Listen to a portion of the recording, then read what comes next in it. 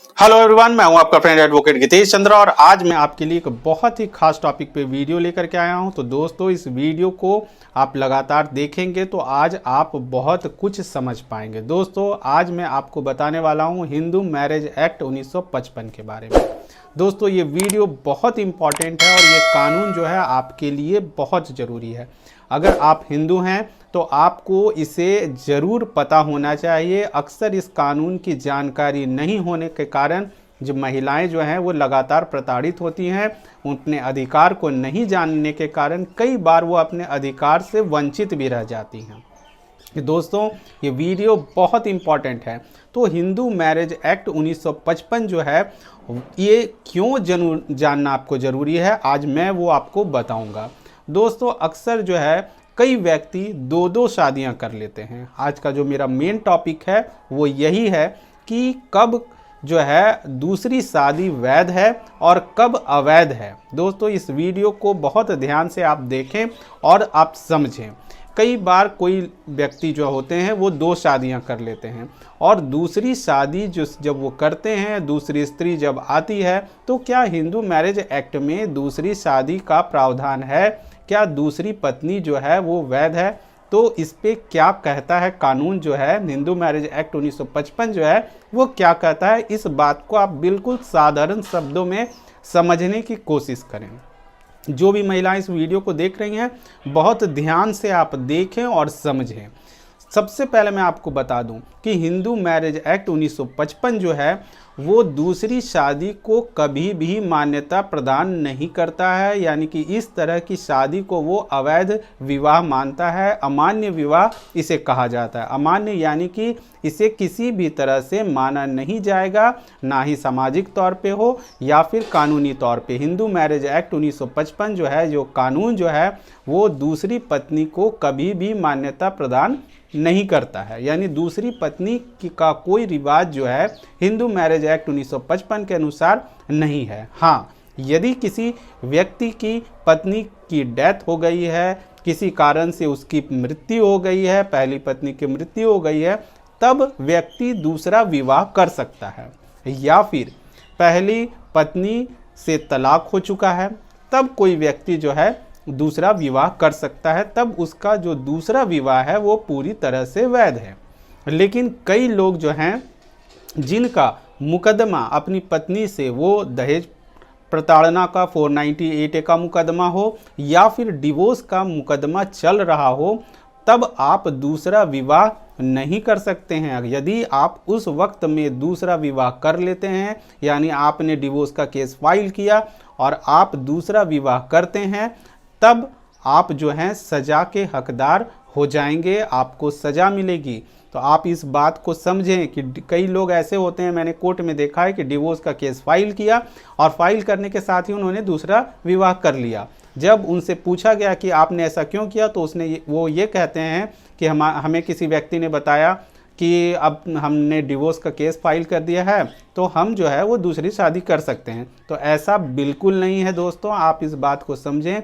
जब तक आपको तलाक की डिग्री नहीं मिल जाती है, जब तक केस खत्म नहीं हो जाता है, आप दूसरा विवाह नहीं कर सकते हैं। इस बात को आप समझें। लेकिन कई लोग जो हैं, जो कानून की समझ नहीं रखते हैं, वो अक्सर दूसरा विवाह कर लेते हैं। और कई बार कई लोग जो है कानून की जानकारी नहीं होने या फिर किसी भी कारण से वो दूसरी शादी कर लेते हैं। तब क्या होता है? तब आपने ये तो पहले समझ लिया कि हिंदू मैरिज एक्ट 1955 जो है वो दूसरी शादी को कभी भी वैलिड नहीं मानता है। यानी अगर पहली पत्नी जीवित है, तब आपने दूसरा जो विवाह किया है वो विवाह है ही नहीं, उसे विवाह जो है नहीं कहा जा सकता, उसे अमान्य विवाह कहते हैं। यानी कि कहीं भी उसे मान्यता जो है, कानून में आपको मान्यता उस विवाह को नहीं है, दूसरी पत्नी का कोई राइट है ही नहीं।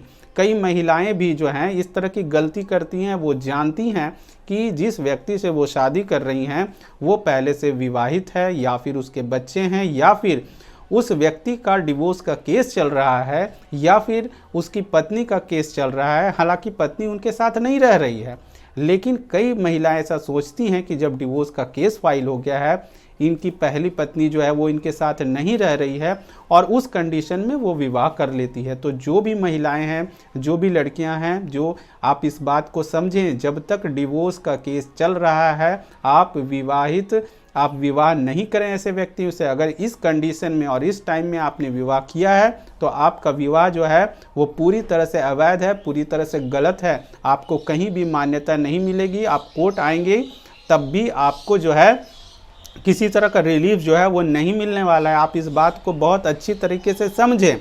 अब चलते हैं, ये तो दूसरी पत्नी का हो गया कि दूसरी पत्नी का कोई राइट नहीं है, लेकिन अब कई बार ऐसा भी हो जाता है कि कोई व्यक्ति जिसने 2 विवाह कर लिए, दूसरी पत्नी आ गई और दूसरी पत्नी से संतान ने भी जन्म ले लिया, यानी दूसरी पत्नी से जन्म लेने वाले बच्चे हैं। अब वो क्या हैं? क्या वो भी अवैध हैं? कानून उसमें क्या कहता है? कानून उसे मान्यता प्रदान करता है या नहीं करता है? क्या वो अवैध संतान है?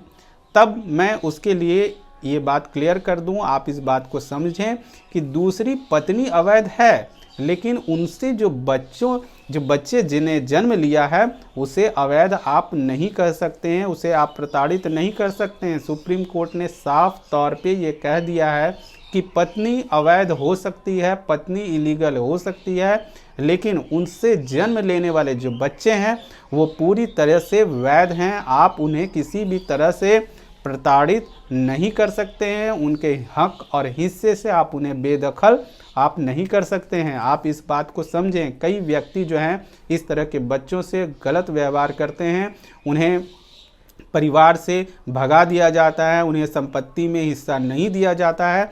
तो आप ऐसा बिल्कुल नहीं करें। अगर वो बच्चे जो हैं वो क्लेम करेंगे तो आपको उनका अधिकार आपको देना होगा। आप इस बात को पूरी तरह से समझ लें। कई व्यक्ति जो हैं इस तरह के बच्चों को लगातार प्रताड़ित करते हैं, उन्हें टॉर्चर करते हैं। अगर आप इस तरह की घटना कर रहे हैं, इस तरह का काम आप कर रहे हैं तो आप अपराध कर रहे हैं, आपके खिलाफ मुकदमा दर्ज हो जाएगा।